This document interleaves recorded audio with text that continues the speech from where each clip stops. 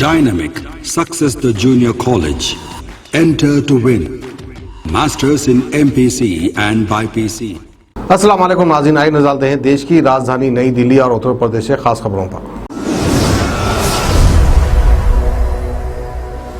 Delhi NCR में monsoon की पहली तेज बारिश ने आफत खड़ी कर दी। जगह जगह पानी भरा और ट्रैफिक जाम ने लोगों का पसीना निकाल दिया।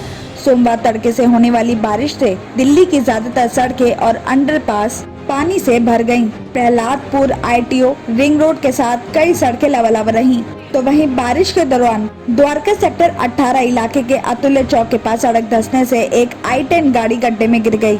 बताया जा रहा है कि ट्रैफिक पुलिस का सिपाही अश्विनी सोमवार दोपहर में अतुल्य चौक के पास से गुजर रहा था और उसी दौरान अचानक सड़क धंस गई और उसकी गाड़ी गड्ढे में समा गई। गाड़ी का इंजन और अगला पहिया मिट्टी में धंस गया और पीछे का कुछ हिस्सा सड़क के बाहर दिख रहा था। वहां पहुंचे लोगों ने गाड़ी के पिछले शीशे को तोड़कर सिपाही को बाहर निकाला, तो वहीं पुलिस ने बाद में क्रेन मंगवाकर गाड़ी को भी गड्ढे से बाहर निकाल लिया। तो वहीं दूसरी तरफ सोमवार को पुल प्रहलादपुर अंडरपास में एक शख्स की डूबने से मौत हो गई। मृतक शख्स की पहचान दिल्ली के जैतपुर का रहने वाला रवि चौटाला, जो 27 साल का बताया जा रहा है। बताया जा रहा है कि दोपहर करीब 1:30 बजे शख्स के डूबने की खबर पुलिस को मिली थी। फिलहाल पूरे मामले में पुलिस आगे की कार्रवाई कर रही है।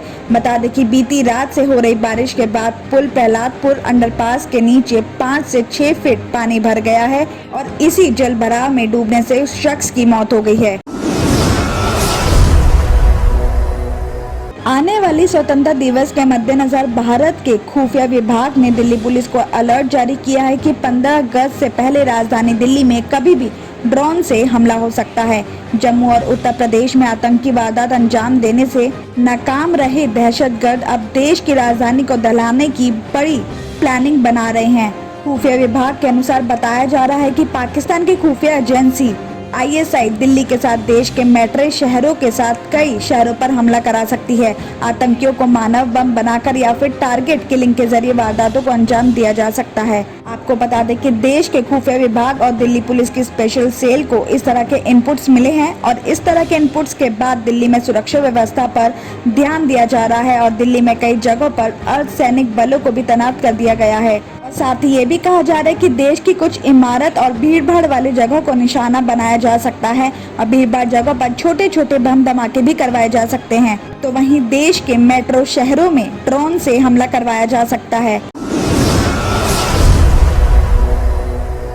गाजियाबाद के लोनी के उत्तरांचल विहार कॉलोनी में रविवार देर शाम घर के अंदर महिला प्रिया, बेटी नव्या और 40 दिन के बेटे की बॉडी मिली है।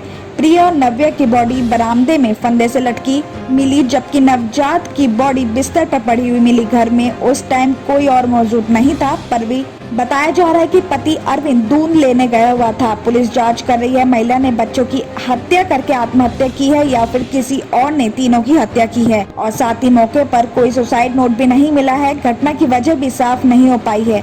पुलिस ने बताया कि रविवार शाम अरविंद घर से बाजार में दूध लेने गया हुआ था और जब वो घर लौटा तो फर्स्ट फ्लोर में बरामदे की चौखट पर प्रिया की बॉडी रस्सी से और नव्या की बॉडी दुपट्टे से लटकी हुई मिली और अंदर रूम में 40 दिन का बेटा बेड पर था, लेकिन उसके गले पर रस्सी या दुपट्टे के बंधा नहीं था, लेकिन गहरे निशान दिखाई दिए। और जब वो ऑटो में तीनों को दिल्ली के GTB हॉस्पिटल लेकर पहुंचा तो डॉक्टर ने तीनों को मृत बता दिया और उसके बाद GTB हॉस्पिटल के स्टाफ ने लोनी पॉडल थाना पुलिस को मामले की खबर दी। इस मामले में मृतक प्रिया की मां पूनम ने अरविंद के खिलाफ केस दर्ज किया है और आरोप लगाया कि अरविंद ने तीनों की हत्या की है। बताया जा रहा है कि उसका प्रिया से झगड़ा चल रहा था, उसके किसी और से भी संबंध है। प्रिया उसका विरोध कर रही थी तो उसे रास्ते से हटाने के लिए उसने तीनों की जान ले ली और साथ ही दहेज के लिए टॉर्चर करने का भी आरोप लगाया है। इसके अनुसार बताया जा रहा है कि पोस्टमार्टम रिपोर्ट से पता चल जाएगा कि तीनों की हत्या की गई या फिर महिला ने बच्चों की जान लेकर खुदकुशी की है। इसके बाद ही जांच आगे बढ़ सकती है और साथ ही कई लोगों से पूछताछ भी की गई है, लेकिन घटना की वजह का पता नहीं चल पाया है।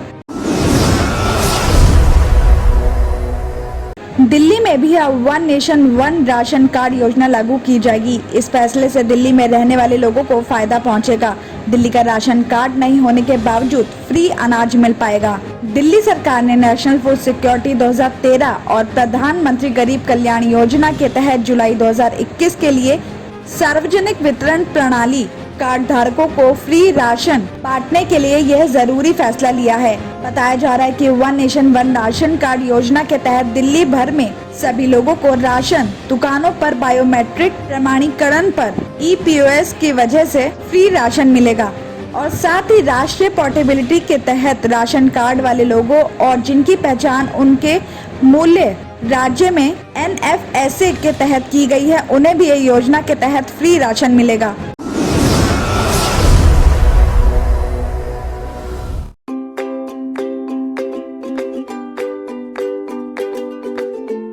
Every child's success story starts here, like a multifaceted diamond. Every student who steps into Success School shines with brilliance, sculptured by teachers polished to perfection. If opportunity does not knock, I will build a door. To us, success comes in cans, not in can'ts.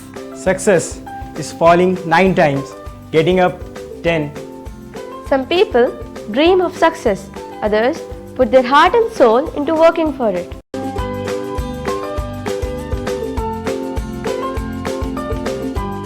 Success, finding oneself.